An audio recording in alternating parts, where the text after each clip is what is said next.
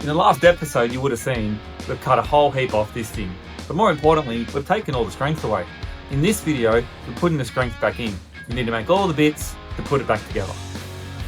To get you up to speed, we bought a 356 Porsche. Once we dragged it back, we realised it was a mess. It had a lot of the floor missing, someone had welded it to a Volkswagen floor pan.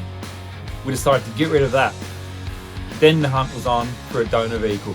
We bought a smashed 718, we got it started, we took it for a spin.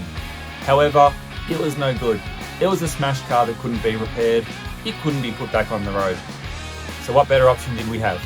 To borrow the running gear out of the new one, cut the floor out of the 356, and save two Porsches and make them into one. Perfect. Once we got into this, we were a little bit surprised. We learned there's a whole bunch of different materials in here.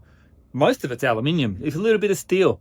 So had a little bit of research and I've realized this center section is extruded aluminium, 6000 series. This lower piece, 5000 series, a little bit thinner though, it's about 2 millimeters. Down here through the floor, we've got 1.2 millimeter aluminium, 5000 series. And then the outer sill is mild steel of a high tensile grade. So we've got 4 different materials that we're gonna have to learn about. And in making our new sections, be respectful to those materials and make sure we get our choices right. We need a rivet, we need a glue, we need a weld. So a few different processes for a few different parts here. We need to figure these out. To get this right, we thought what better way than just to consult with Porsche's repair manuals. So with the help of ChatGPT, we're lucky to download some Porsche repair spec, and it's got some really important information there. It talks about coatings, different material choices, and the correct way to panel bond these together to provide corrosion protection, and also the very, very specific rivets. They're gonna be structural rivets. You know, in certain scenarios, they're coated. One thing that's really important is to make sure that no steel and aluminium comes into direct contact. So all these little nuances, we've got to be really careful with these and make sure as we match the materials that we set up to join, overlap, weld, coat, all these things correctly so that we make sure that, you know, this thing's going to be good for the future. With this section removed, we just slid them together, bit of a test fit at the two halves, test fit the 356 sill on the side, get some measurements, ready to make a new one. A whole bunch of these gussets come out of the old sills. So once we build our new sill, we'll have to replicate something very similar into the new profile to fit in under here. In the meantime, Anthony's got the section we cut out of the floor on the bench. We'll start dissecting all of this. This seat mount, we're going to go ahead and unpick all of this, remove that, so maybe we can use that into the floor. This center section, we'll cut this down so that this will insert into our floor. Once we weld it back together, it'll be a nice overlap right in the middle of our join and the other side. So let's keep going. So we've got our new design for our sill. We've decided on 3 pieces. We're retaining the original 718 inner with all its ribs or internal structures. Then we'll make a center section from a high strength steel and then an outer section, which is the 356, the 356 shape to the new profile that we need. Now this inner piece of steel is going to put back our strength into the side of this car. So it's really important we get that right. The piece we took off, that's original Porsche, we measured that. It was 1.6 mil, high tensile, so that's what we've done. We've designed our new part in 1.6 high tensile steel. We've chosen a 350 MPa sheet steel. One rule about building cars is always have friends with good machinery. So we went and saw our mate and he drew it up in 3D for us, real simple drawing. Put our profile in, extruded out the length, and then sent it to his laser cutter. Best thing about this laser cutter is how fast it is, how clean and how accurate. It can mark out our fold lines, bend radiuses, everything's automatically calculated.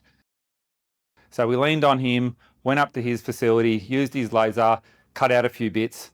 While we're there, we jumped ahead, made our new outer sill for the 356 and some inner gussets for our rockers or our sills as well. Then he cut this 350 plate. Then obviously he's got a good bender, CNC press brake. Set that up. All the lines were marked out. And then automatically just bent that up and folded it to our exact shape, and we were set. Once we're all done there, return back to the workshop and carry on. And just a side note, whenever you need to take this black mill scale off your steel, it can be hard work trying to sand and grind, even get this thing blasted. It's just way too much effort. If you have a little bit of time, you can just make up a simple little bath, diluted phosphoric acid, let it soak for a few hours. This black scale just falls right off. And today, we're using the Resto Finish Rusco 5:1. So we'll put about 2 litres in there. Got 10 litres of water.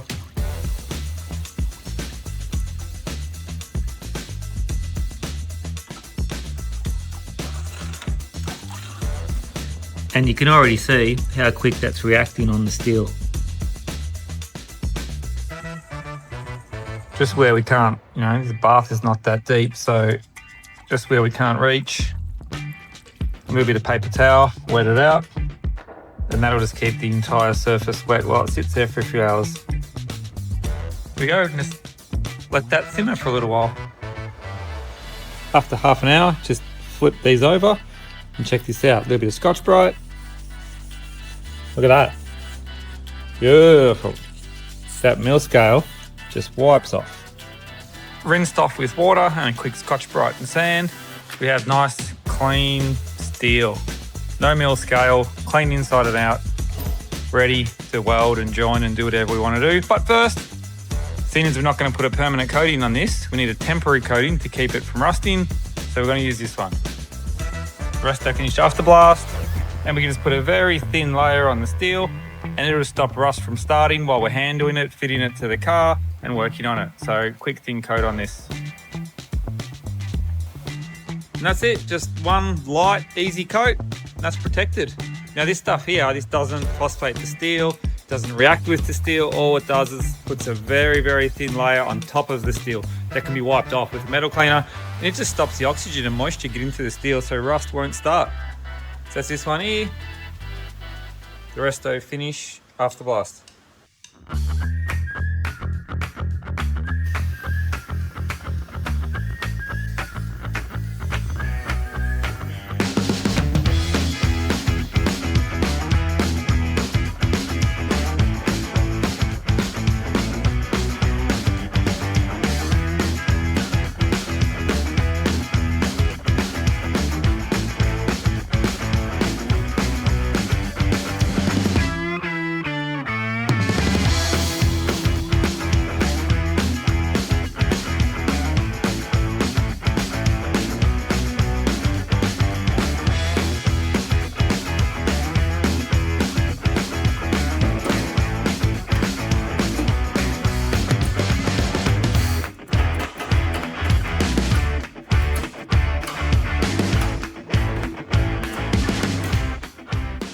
Seals are folded up and test fitted, and we've welded in these end caps here. So this will make a really nice flange in here for the spot weld to go right around the perimeter.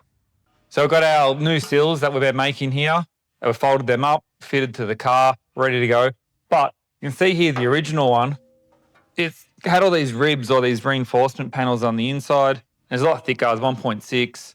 So these ribs, they ran all the way down the car, obviously for a lot of strength, spot welded around and then panel glued back to the body over there. So when we make our new one, we've got our new one here on the bench. If we flip this over, at the moment, it's just all open. So we've gone through, made a bunch of these little ribs. They all come down and locate in here, spot weld those off, and they'll all line up and put that strength back into our new seal. So we're going to fire up the spot welder and get these welded in.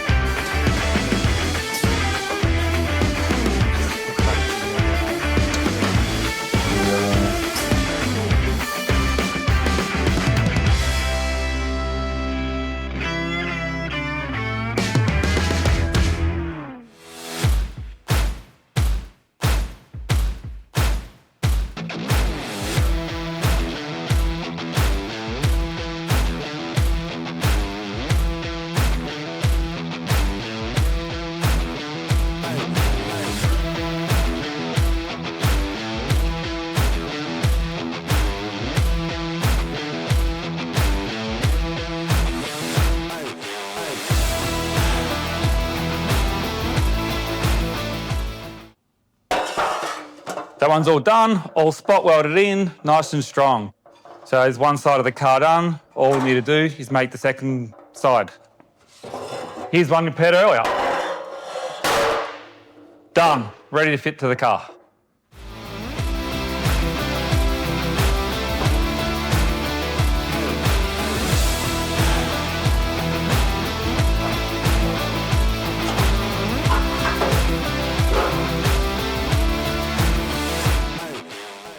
Just finished spot welding the new sills, all the reinforcements, all done through the insides. We need to get these epoxied so that, just to protect it from corrosion. We'll leave the flanges bare steel, so when we spot weld it on the car, we have real nice metal-to-metal contact. So we've got to take these down to the booth, mix up some epoxy, get these sealed, bring them back, ready to fit it to the car. So this piece through here, this is the extruded aluminium section, and it goes right through. That's the 6000 series.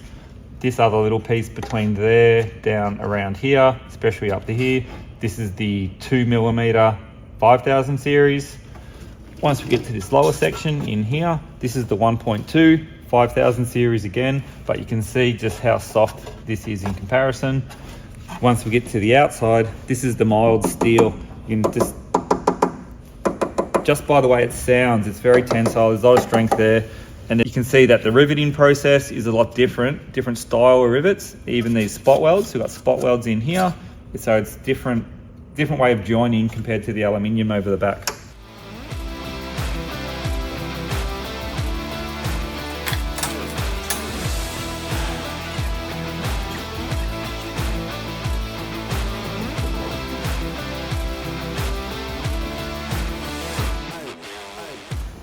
We've got this split apart at the moment. We can see this extrusion here.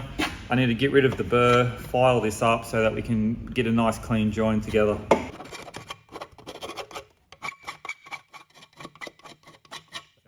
Let me get the big file.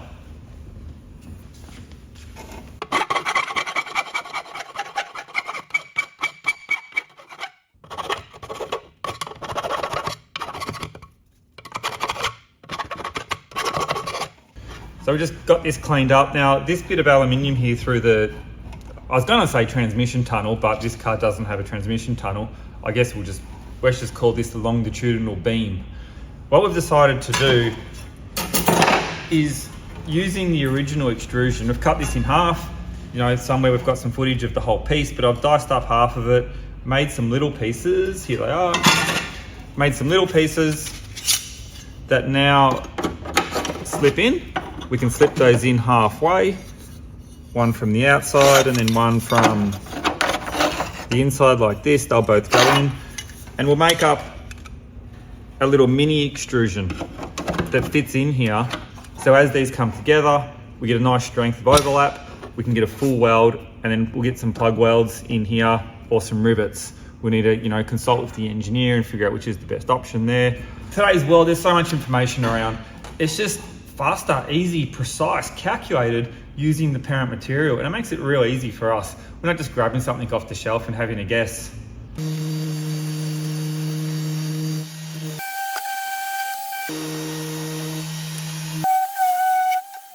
So just started cleaning this up, but you know what, we need to make all of this first. So we're going to make every piece here, dry fit the lot. Then when it comes time to glue, bond, rivet this, because aluminium oxidizes, we can't have this sitting around for weeks or however long with the surface oxidizing. It has to be cleaned correctly just before putting the panel bond on and the rivets. We don't need to go to town cleaning this right now.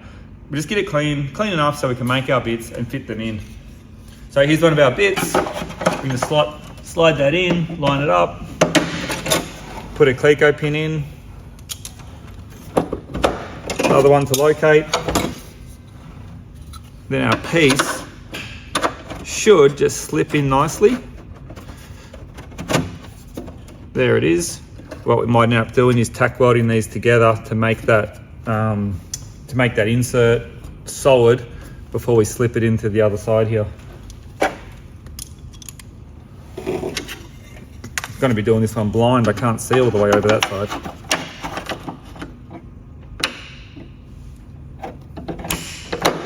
Go.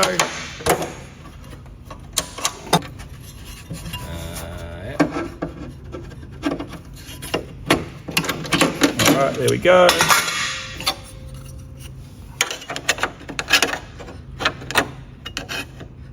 Ooh, that one's snug.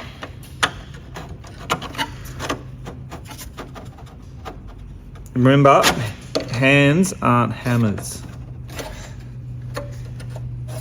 Okay, there we go. We're gonna have to make up another piece for in there. It's gonna be it's gonna be fun. Yep. Okay. There are our trim lines for the wide one, so it's cut that strip and we can narrow one down for the top side of that. Let's go cut.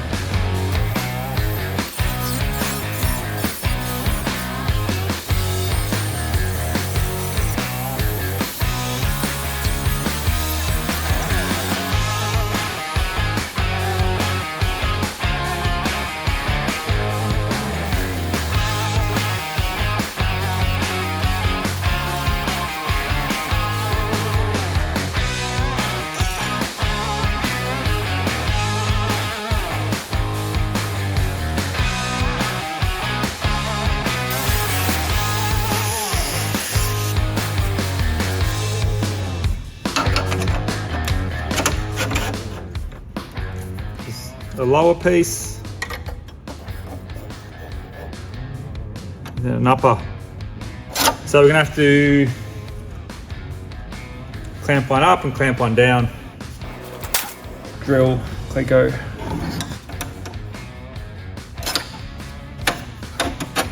Alright.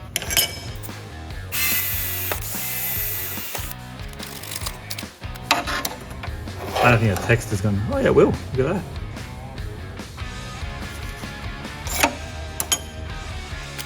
Hole somewhere.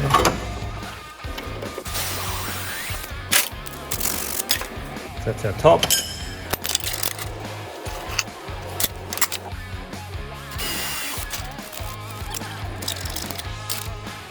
Oh, I can see a problem occurring. The Clecos are going to touch tips.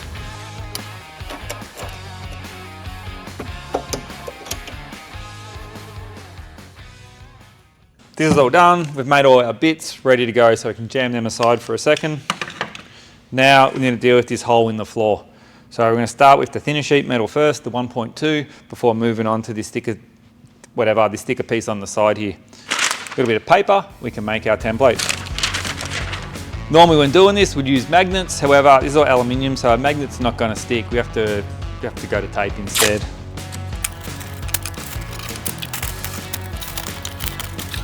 Just use our grey lead to trace the shape into the backside. See, we get this pucker here. Just cut down into that one.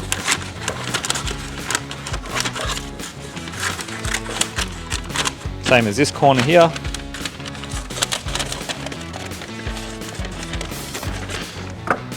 So it's going to take the tension out of our paper so we can wrap it around the corners.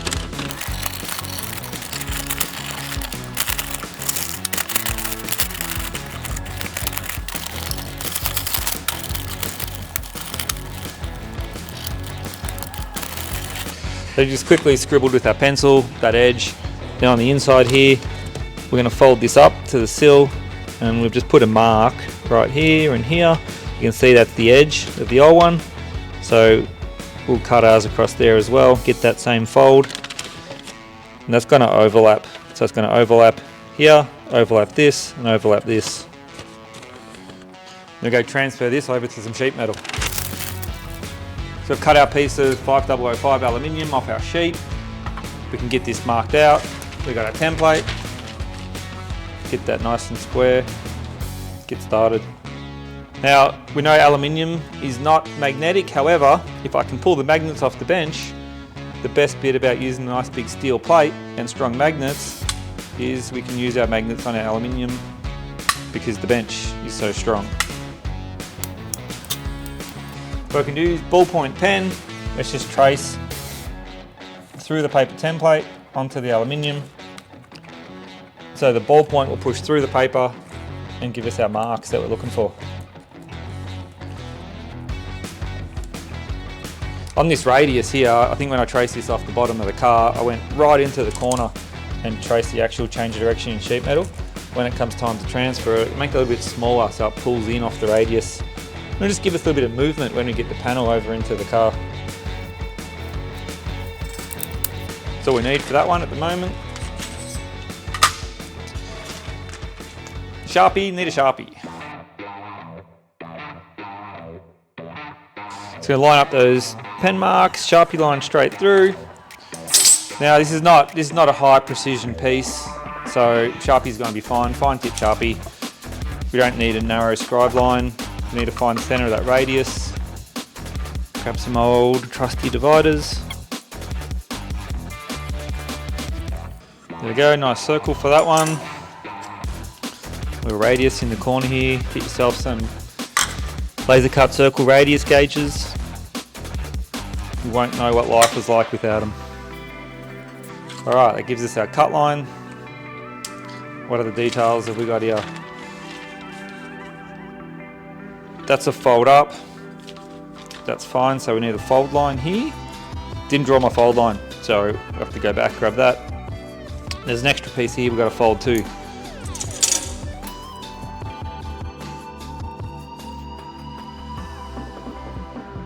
Alright. That's scrap, that's scrap. That's scrap. There's another one here.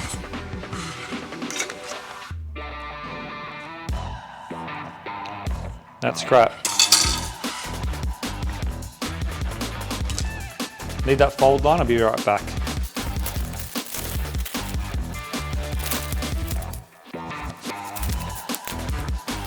Alright, there we go. There's our piece all marked out. Matches our paper template. I don't even know what any of the measurements are. We just got to snip that out and go fit it to the car. When you're snipping the steel or aluminium, this stuff's so soft, just don't go straight for your line straight away. It's just a waste of time. You're going to make a mess of the steel. Just get rid of the excess, you know, sneak up on it, get closer before you make your final cut. You can be real aggressive and just get rid of the junk. Come back for another pass, get a little closer.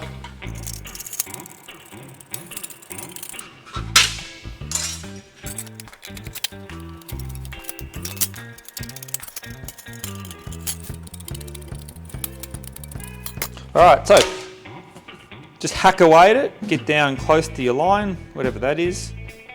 4 mil, 3/16 or something, somewhere around there. Then your final cut, that'll just peel out real nice. Might just take a little bit more out of this corner before we do that. There we go, final cut time.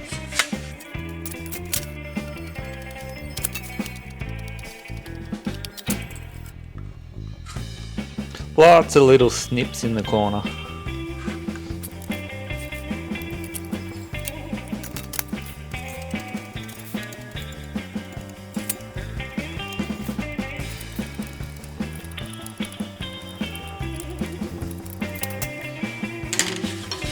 Clean up, get rid of the burrs. Right, there's our piece cut. We've got to do a couple little folds on this. We can go test fit it in the car.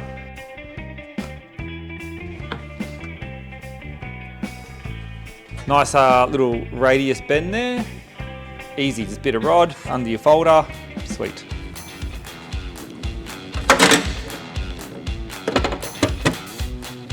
Alright. This end's pretty neat, all lining up. Just got to put this fold in here. We can go a bit old school with that one. Find somewhere.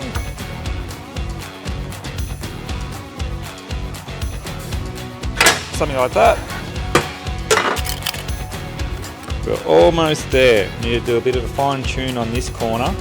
Figure out what we're going to do. Maybe we tuck under the thicker piece.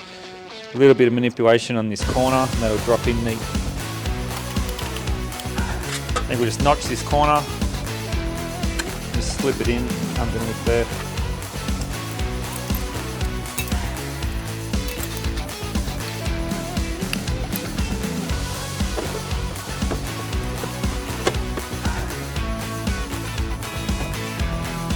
Just file that out a tad.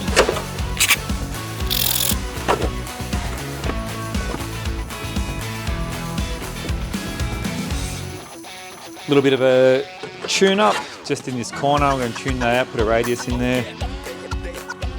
And then probably for 1/3 in here, just going to soften that fold so it blends nicely into this corner.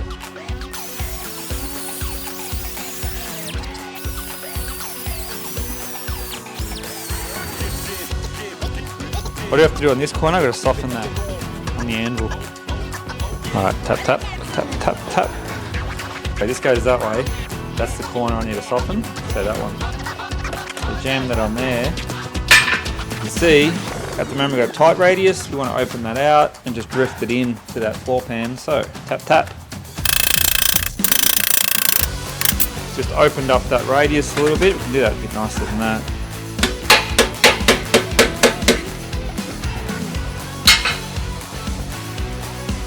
Opened up the radius into the corner so it fits. Wrong way, other way. Yes. So tuck under there. Something's going on in this corner. I need that to tuck in a bit better. Okay. We're starting to match this radius in here now. Put a bit of a pop over here. That's a nice blend. We're tying in with that. I'm going to trim this off here. So, almost there, we've got a couple little trims to do.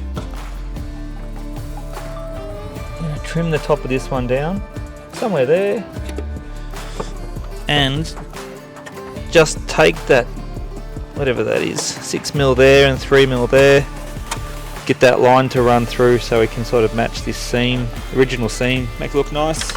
We'll be back one more time, and we're back. It's snagging a little bit just in here. I might Gonna bend the top of that over to match that. File this out one more time.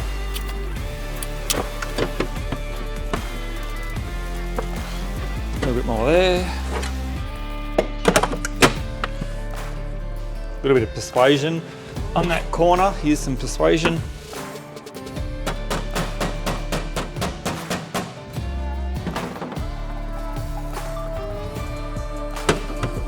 That one's done for now. Now the plan is to run some rivets all the way through here. And thanks to ChatGPT rivets, we got these guys, special structural, aluminium structural rivets. So just like the factory has the run of rivets, we'll do a line of rivets on that overlap all the way around that piece. That'll be on final assembly when we come down to panel bonding and the whole lot at the same time. Right now I've got the other side to do. So real fast, we just smash these out. Just remember, you know, paper template's gonna be your friend. Just grab that paper, it's accurate, you don't have to measure and mark out and guess and whatever. Just put the paper down, tape it, magnet it, get it exactly where you want it, transfer it to your bit of steel, and then your tin snips. Just sneak up on it, don't try and cut the piece out in one hit. You saw how we just ripped it out and worked down to the line. Nice finesse cut at the end, a little bit of adjustment. You know, this thing here, broken down into these little steps can be really easy. Now we just got this section in here, the 2mm section in here. Let's do that next. Next piece to deal with is this inner in here. Now we've done the 1.2. This is 2mm in here. So we've got a somewhere, I think over here somewhere, we've got a sheet of the 5005 in the 2mm. Where this piece is missing, here's a little piece, half on the go. I'm gonna make up a little infill in here. There's a little bit of tuning to fit perfect. That'll come in from the back. But right now, we want to get this main big piece overlap all the way here.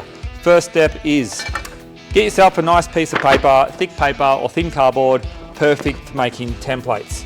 In this case, a poster of a car, of a video that we have on our channel that we previously did. Go check out that video. But today, this is template paper.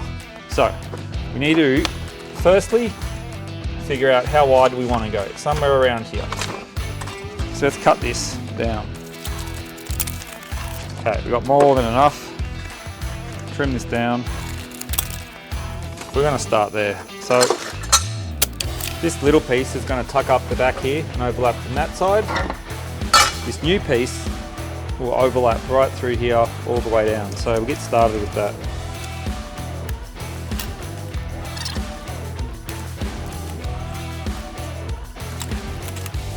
Man, I wish I was left-handed for this.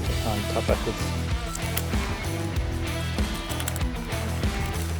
Now this is going to get tricky. We want to go from a square fold to a straight fold on that side. So I'm sure there's sheet metal people that can do this a lot better than I can. We'll start something like this.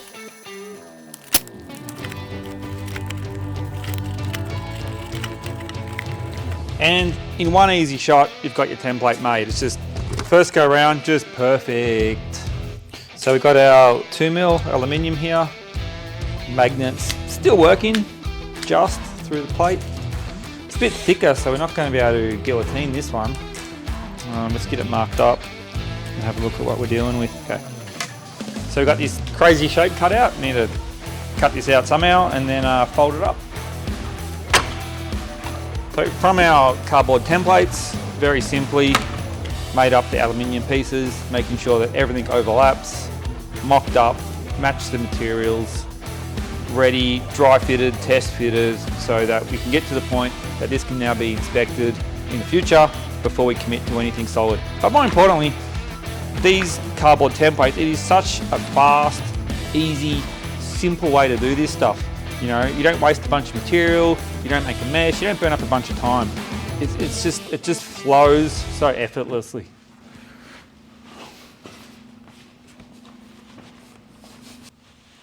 With the inner seal here, you can see our cut, we really need to overlap something, so we've just folded it up, a real quickie piece of steel for this. That just slips into that, and then when we go through and spot weld, we can probably run a double seam of spot welds all through here before the outer seal goes on. We've got our new rockers, or our new seals, back from the booth, epoxied all through the inside. We kept the flanges, so these are the flanges that are going to get spot welded onto the body over there. So we kept all that raw. We'll put some weld through copper, some weld through primer on those before they go on. But that's the fabrication work. That's to dry fit up, the bulk of the fabrication done for all this reinforcement through the floor of this thing. So we can get these clamped on, and then we're ready to move on to some more exciting stuff. Oh, if you want to learn how to correctly prepare the steel for epoxy, links in the description to a previous video where we talk about just that.